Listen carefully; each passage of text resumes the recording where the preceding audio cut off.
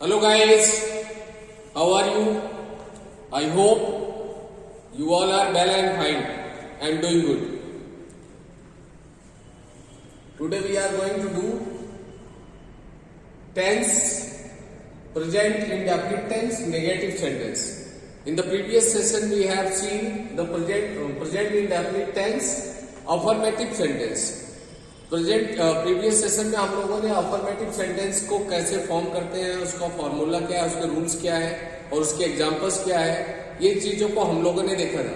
Today we are going to do negative sentence. Negative sentence के rules क्या है, formula क्या है और उनके एग्जांपल्स क्या है, we will see in it. Okay, let's start without wasting any time. तो नेगेटिव सेंटेंस जो है ये हमको जब हम कोई नेगेटिव चीज को बताने के लिए यूज करते हैं, किसमें, प्रेजेंट इंडेफिनिट टेंस में, तो हमको कैसे इसको फॉर्म करना है और इसके फॉर्मूलाज क्या है वो हम देखते हैं. ठीक है, तो इसको हम पहले सबसे पहले फॉर्मूला देखेंगे. इसका फॉर्मूला क्या होता है? Formula is that subject plus do does plus V1 plus object, full stop. क्या फॉर्मूला यूज करते हैं? Subject plus do does plus V1 plus object. और मैंने आपको ऑलरेडी बता दिया है कि there are two types of subject, singular subject and plural subject. Singular subject होगा तो हम डज का यूज करेंगे और प्लूरल सब्जेक्ट होगा तो हम डू का यूज करेंगे. सिंगुलर सब्जेक्ट में मैंने बताया था आपको he, she, it and only one name. He, she, it होगा या ओनली वन नेम या नाउन कोई होगा तो क्या होगा, ये सिंगुलर होगा. क्या होगा? सिंगुलर. Is it okay? और प्लूरल क्या होगा? प्लूरल के लिए I, you, we, they and more than one name. More than one name. Is it okay? तो ये क्या होगा? प्लूरल होगा. अब अगर प्लूरल सब्जेक्ट होगा तो हम कौन सी हेल्पिंग वर्ब यूज करेंगे? डू का यूज करेंगे. और सिंगुलर होगा तो कौन सी हेल्पिंग वर्ब यूज करेंगे? डज का यूज करेंगे. सिंगुलर सब्जेक्ट होगा तो डज का यूज करेंगे और प्लूरल सब्जेक्ट होगा तो डू का यूज करेंगे. Is it clear guys? तो लेट्स स्टार्ट. तो हमारा फॉर्मूला क्या होगा? फॉर्मूला होगा, सबसे पहले हम सब्जेक्ट लिखेंगे, फिर हेल्पिंग वर्ब. अभी तक हम क्या करते थे? हेल्पिंग वर्ब का यूज नहीं करते थे अफर्मेटिव सेंटेंस में, लेकिन नेगेटिव सेंटेंस को बनाने के लिए हमको हेल्पिंग वर्ब की हेल्प लेनी पड़ेगी जो कि डू और डज है. इसके पहले अफर्मेटिव सेंटेंस में हम लोग वर्ब की फर्स्ट फॉर्म और वर्ब की फर्स्ट फॉर्म में यस या आईएस जोड़ देते थे. कब? जब सिंगुलर सब्जेक्ट होता था तब. लेकिन अभी ऐसा नहीं है. अभी हम सब्जेक्ट लिखेंगे, फिर do does according to the subject, फिर वर्ब की फर्स्ट फॉर्म, फिर ऑब्जेक्ट. Is it clear? जैसे एग्जाम्पल देखते हैं.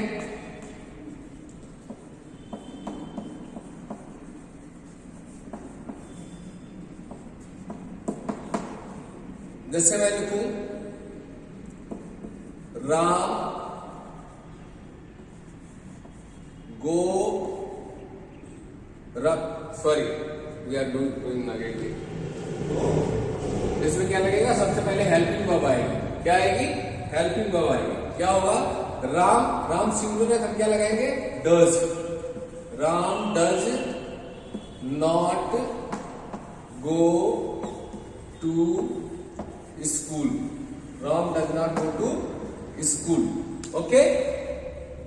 अब राम सिंगुलर सब्जेक्ट था इसलिए हमने यहाँ पे डज का यूज किया. एक डज जो है ना, इसको देख के आपको कंफ्यूज नहीं होना है. ये दोनों डू ही है. जैसे पहले क्या लगाते थे? एस या एस लगाते थे. उसी ईएस को उठा के डू में जोड़ दिया तो क्या बन गया? डज बन गया. क्या बन गया? Does. Is it okay? Okay guys? Okay guys, तो हमारा फॉर्मूला क्या कहता है? Subject plus do does plus not plus V1 plus object. फॉर्मूले में हमने क्या लिखा है, सब्जेक्ट लिखा है, डू डज लिखा है, प्लस नॉट लिखा है, प्लस वर्ब की फर्स्ट फॉर्म प्लस ऑब्जेक्ट। तो हम फॉर्मूला क्या फॉलो करेंगे, राम क्या है, सिंगुलर है, हमने डज लगाया, फिर नॉट लगाया, फिर वर्ब की फर्स्ट फॉर्म गो लगाया, फिर उसका ऑब्जेक्ट था टू स्कूल, कहां जा रहा है, टू स्कूल लगा के। Is it okay? एक दूसरा एग्जांपल देखते हैं, जैसे दे do not play cricket, they do not play cricket. अब दे क्या है, प्लूरल सब्जेक्ट है, दे मीन्स वे सब होता है, इसलिए आपने किसका यूज किया, डू का यूज किया, और यहां पे नॉट लगा दिया, फिर वर्ब की फर्स्ट फॉर्म प्ले, क्या नहीं करते हैं, क्रिकेट नहीं खेलते हैं, ऑब्जेक्ट हमारा क्या है, क्रिकेट। ये हमारा सब्जेक्ट हो गया, ये हमारी हेल्पिंग वर्ब हो गई एचबी, और ये नॉट हो गया नेगेटिव, ये प्ले जो है V1 हो गया, और ये ऑब्जेक्ट हो गया। इसको मेन वर्ब भी बोलते हैं, एमवी बोलते हैं। Is it okay? इसको एमवी कहते हैं। I think it is clear. If any doubt is there you can ask by writing in the comment box. Okay, तो फॉर्मूला क्या लिखते हैं हम लोग इसके लिए, सबसे पहले सब्जेक्ट, फिर डू डज लगाते हैं अकॉर्डिंग टू द सब्जेक्ट। अगर सब्जेक्ट सिंगुलर है तो हम डज लगाएंगे, सब्जेक्ट प्लूरल है तो डू का यूज करेंगे, उसके बाद नॉट लगाएंगे, उसके बाद वर्ब की फर्स्ट फॉर्म लगाएंगे, फिर ऑब्जेक्ट लिखेंगे। Is it clear? तो subject do does plus not plus verb की फर्स्ट फॉर्म प्लस ऑब्जेक्ट। फिर Ram does not go to school, एक एग्जांपल हो गया, राम सिंगुलर था, हमने डज लगाया, फिर नॉट लगाया, फिर वर्ब की फर्स्ट फॉर्म लगाया, फिर ऑब्जेक्ट लगा दिया। Is it clear? फिर हमने लिखा दे डू नॉट प्ले क्रिकेट, तो दे क्या है, प्लूरल सब्जेक्ट है, इसलिए हमने डू का यूज किया, फिर नॉट लगाया, फिर वर्ब की फर्स्ट फॉर्म लगाया, फिर क्रिकेट लगाया। Is it clear guys? I hope it is clear to all. और एग्जांपल देखते हैं, Meera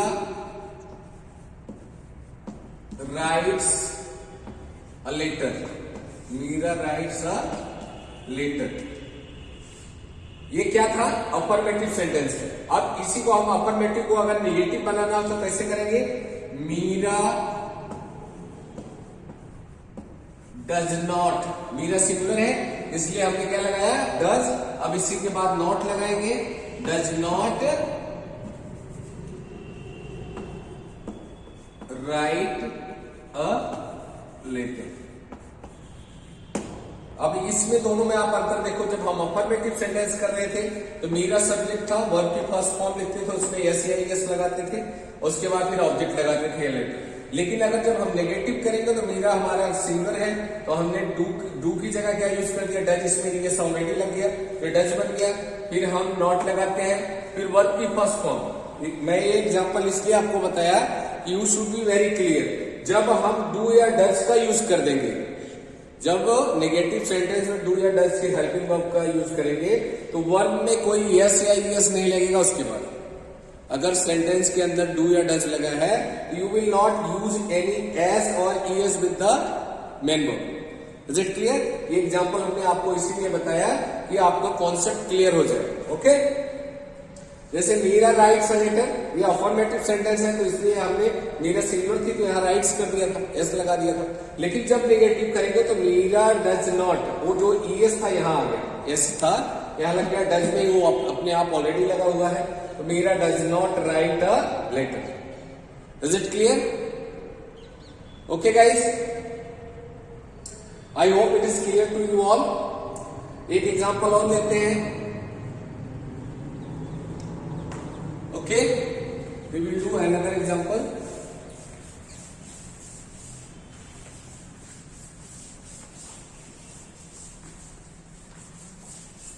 Let's see.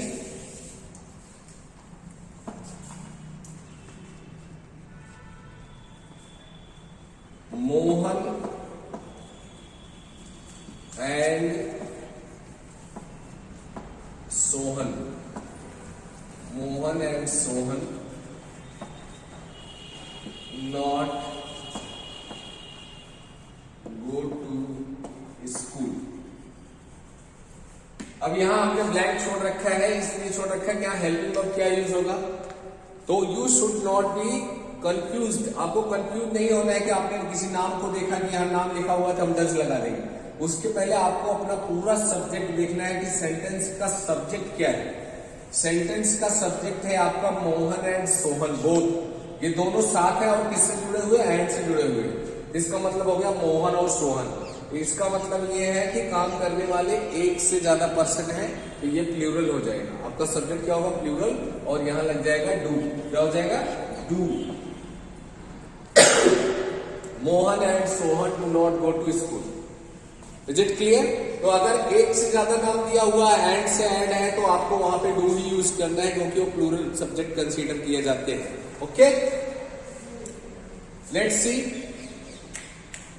Okay, let's see some of the example. I will write the Hindi sentences, then translate it into English. Okay?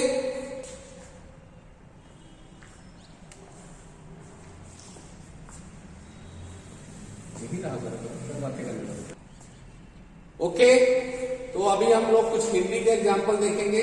We will translate it into English. इसको हम लोग English में translate करेंगे और इस फॉर्मूला को फॉलो करेंगे, देखेंगे कैसे ये पूरा होता है। ठीक है, तो पहला सेंटेंस है, वह एक कहानी नहीं लिखता है। तो वह के लिए हम लिखते हैं ही। तो ही क्या है, सिंगुलर सब्जेक्ट है, हम लिखेंगे ही, और सिंगुलर सब्जेक्ट है तो डज लगाएंगे, डज। फिर क्या लगाएंगे, फॉर्मूले के अकॉर्डिंग नॉट। फिर लिखता है तो लिखना की इंग्लिश होती है right. He does not write a letter, he does not write a letter, He does not write a letter. वह एक पत्र नहीं लिखता, वह एक कहानी नहीं लिखता। सॉरी, यहाँ स्टोरी है। He does not write a story. Is it okay? He does not write a story. मैं दूध नहीं पीता हूं, मैं दूध नहीं पीता हूं। I already told you कि जो I सब्जेक्ट है ये प्रेजेंट इंडेफिनिट टेंस के अंदर प्लूरल कंसीडर किया जाता है, इसीलिए इसको हम डू नॉट से बनाएंगे। तो इसका हो जाएगा आई के साथ डू लगेगा, फिर नॉट, आई डू नॉट। पीना का क्या होता है, ड्रिंक, मिल्क। क्या नहीं पीता है, दूध नहीं। आई do not drink milk. Is it okay? फिर वे आपस में लड़ाई नहीं करते हैं। तो वे का क्या लिखते हैं हम लोग, दे। दे क्या है, प्लूरल सब्जेक्ट है, तो दे do not fight with each other, each other. They do not fight with each other. Okay, फिर नेक्स्ट सेंटेंस है, राधा एक गाना नहीं गाती है। तो राधा क्या है, सिंगर है, तो हम लिखेंगे राधा। और राधा सिंगुलर है, किसके साथ क्या करेंगे, यूज करेंगे, डू या डज। तो ऑब्वियसली हम डज यूज करेंगे क्योंकि सिंगुलर सब्जेक्ट है। तो Radha does not sing a song, Radha does not sing a song. Okay, फिर नेक्स्ट सेंटेंस है, हम मिठाई नहीं खाते। वैसे सब खाते तो सब है, लेकिन ये एक एग्जाम्पल है। ठीक है, आप भी लाइक करते हो, हम भी लाइक करते हैं, मिठाई खाना तो सबको पसंद है, लेकिन एक एग्जाम्पल के रूप में इसको लिखते हैं, हम मिठाई नहीं खाते। ठीक है, तो वी क्या है, प्लूरल सब्जेक्ट है, तो डू लगेगा, we do not eat sweet, we do not eat sweet. तो आपने देखा कि हमने हिंदी के जो सेंटेंसेस थे, आपको मैंने कल भी बताया था, आज भी बताता हूं, present indefinite tense, present indefinite tense के जितने भी सेंटेंसेस, चाहे हिंदी के मिलेंगे, इंग्लिश के मिलेंगे, हमने ऑलरेडी आपको आइडेंटिफिकेशन बता दिया है कि अगर हिंदी का अफर्मेटिव सेंटेंस होगा तो उसमें वर्ब की फर्स्ट फॉर्म और एस या एस मिलेगा, और नेगेटिव सेंटेंस होगा तो उसके अंदर दो चीज आपको ध्यान रखना है, क्या ये मिलेगा, हेल्पिंग वर्ब डू डज लगा होगा और वर्ब की फर्स्ट फॉर्म रहेगी। क्या मिलेगा, डू डज और वर्ब की फर्स्ट फॉर्म। इससे आप पहचान जाओगे कि प्रेजेंट इंडेफिनिट टेंस यूज हुआ है। किसी भी सेंटेंस के अंदर डू डज लगा है, वर्ब की फर्स्ट फॉर्म यूज हुआ है, तो प्रेजेंट इंडेफिनिट टेंस ही है। इट कैन बी नेगेटिव और इंटेरोगेटिव, क्योंकि इंटेरोगेटिव में भी हम यही हेल्पिंग वर्ब यूज करेंगे, क्या, do does. Is it okay? तो हमने देखा इस एग्जाम्पल को वाई कहानी नहीं लिखता है, तो हमने लिखा he does not write a story. फिर मैं दूध नहीं पीता हूं, तो I do not drink milk. फिर था वे आपस में लड़ाई नहीं करते हैं, they do not fight with each other. फिर था राधा एक गाना नहीं गाती है, तो Radha does not sing a song. हम मिठाई नहीं खाते हैं, तो we do not eat sweet. Is it clear? Okay. अब इसके बाद क्या आएगा? इंटेरोगेटिव सेंटेंस आएगा, प्रेजेंट इंडेफिनिट टेंस का इंटेरोगेटिव सेंटेंस अब हम लोग देखेंगे। Is it okay? तो let's see. Okay guys, now we will see interrogative sentence. अब हम लोग कौन सा सेंटेंस देखेंगे? हमने अफर्मेटिव कर लिया, नेगेटिव कर लिया, now we will do interrogative sentence. अब इंटेरोगेटिव सेंटेंस को पढ़ने के लिए इसको हम सबसे पहले ये जानना पड़ेगा कि there are two types of interrogative. एक तो इंटेरोगेटिव सिंपल इंटेरोगेटिव होता है जिसका आंसर हम यस या नो में देते हैं। Already I have taught it in the types of sentences. If you have not seen, go into the description and find out the video of the sentences and types of the sentences and see it. Okay? But now in short I am telling there are two types of interrogative. First is simple interrogative जिसका answer हम yes या no में दे सकते हैं। दूसरा होता है WS टाइप इंटेरोगेटिव जिसके लिए हमको इन्फॉर्मेशन या उसका कोई एग्जैक्ट आंसर देना होता है। ठीक है, तो हम दोनों का फॉर्मूला देखेंगे कैसे होता है, उसके बाद फिर एग्जांपल्स करेंगे। Let's see. फर्स्ट हम पहले सिंपल इंटेरोगेटिव देखेंगे। सिंपल इंटेरोगेटिव के लिए हम सबसे पहले क्या लिखते हैं? फॉर्मूला। तो let's see the formula.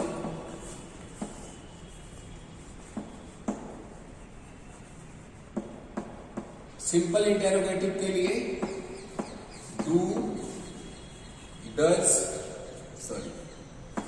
Does plus subject plus V1,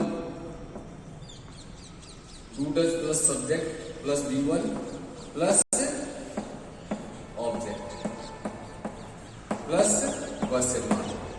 always keep in mind interrogative sentence में हमेशा एंड में क्वेश्चन मार्क आता है। ये तो हो गया सिंपल वाला हमारा फॉर्मूला। और जो दूसरा होता है WS टाइप का, उसके लिए आपको कुछ नहीं करना है, सेम सब कुछ ये एज इट इज रहेगा। उसमें WH वर्ड जो होगा पहले आ जाएगा। क्या होगा? WH word plus do does plus subject plus V1 plus object plus question mark. देखो यहां तक आपको सेम दिख रहा होगा। ये डू डज यहां भी है, यहां भी डू डज है, सब्जेक्ट वही सेम सब कुछ है। हमने इसमें क्या ऐड कर दिया? WH वर्ड ऐड कर दिया। ओके, तो कैसे करते हैं इसको हम एग्जांपल में देखते हैं। इसका हिंदी का जब हम सेंटेंस करेंगे तब हमको अच्छे से समझ में आएगा। तो पहले तो ऐसे एग्जांपल देखते हैं। कैसे? Let's see.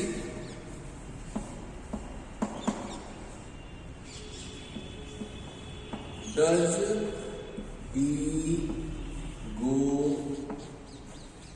he go to school daily? Does he go to school daily? एक हमने ये लिखा। अब दूसरा ये लिख देंगे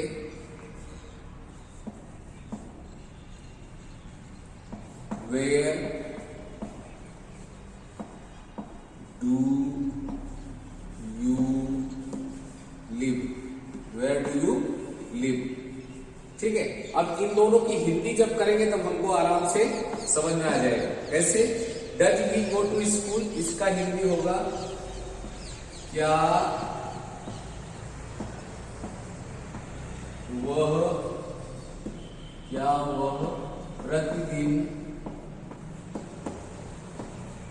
वह प्रतिदिन स्कूल जाता है?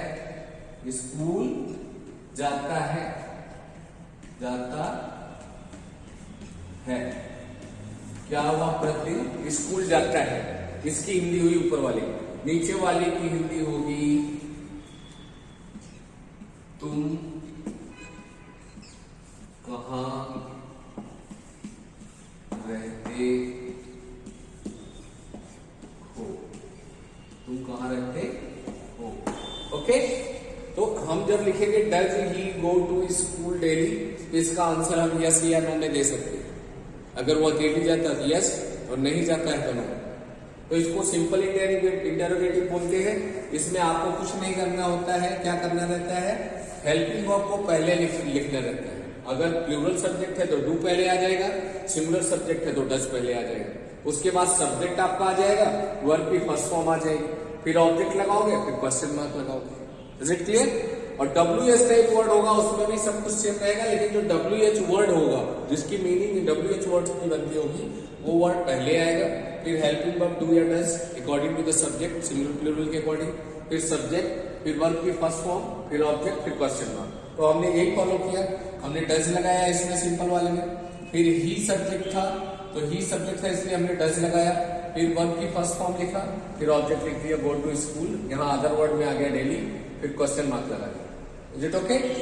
अब ये WH टाइप का था, सबसे पहले WH। अब यहाँ देखो ये कहाँ है ना, जैसे यहाँ बीच में लिखा हुआ तुम कहाँ रहते हो, तो इस टाइप तुम कहाँ रहते हो, क्या करते हो, क्या खाते हो, कैसे जाते हो, क्या क्यों कैसे, अगर ये सब कोई आ रहा है तो सबसे पहले उसकी इंग्लिश हम लिखेंगे कहाँ, यहाँ पे। अब यह कहाँ की इंग्लिश क्या होती है, वेयर, तो वेयर लिखा, फिर हेल्पिंग वर्ब डू लगाया। क्यों डू लगाया? क्योंकि यू है, तुम था, हमारा सब्जेक्ट यू है, यू प्लूरल है, हमने डू लगाया।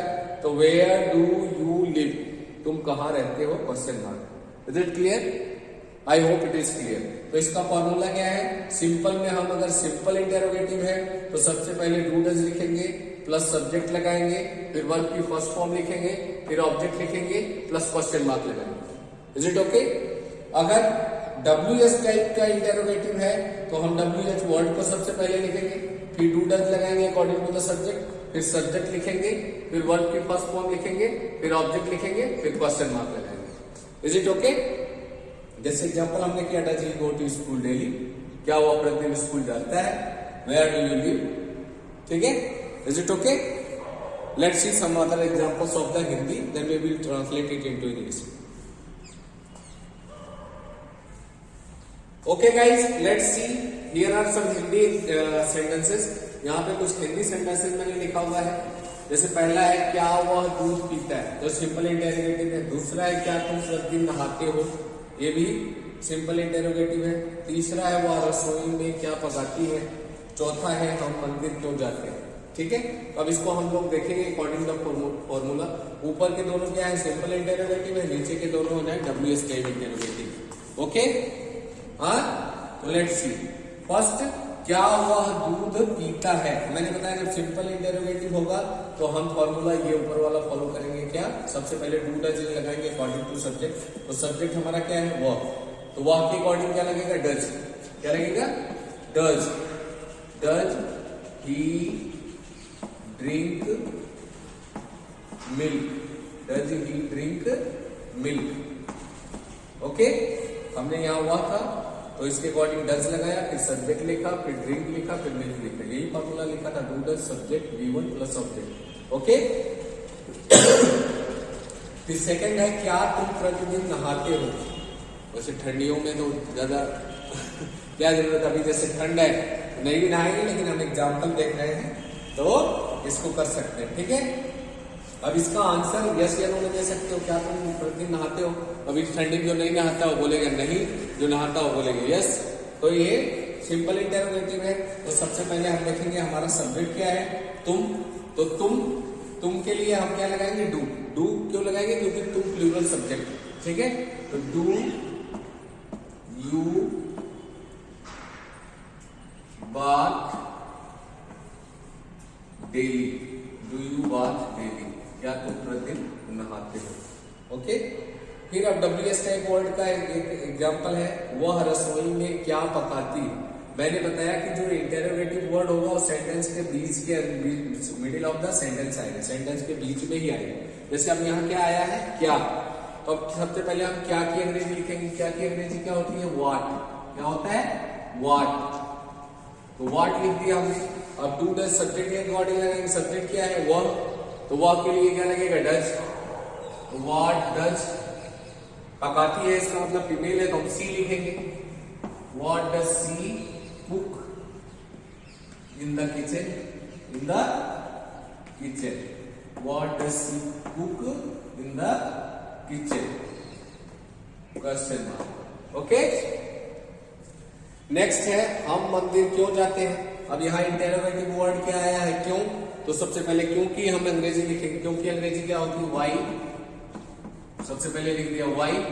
फिर हम सब्जेक्ट हमारा क्या है, हम प्लूरल सब्जेक्ट है, डू लगाएंगे. वाई डू हम की अंग्रेजी लिखेंगे we. Why do we go to temple. तो इसका आंसर हो जाएगा we go to temple to worship God.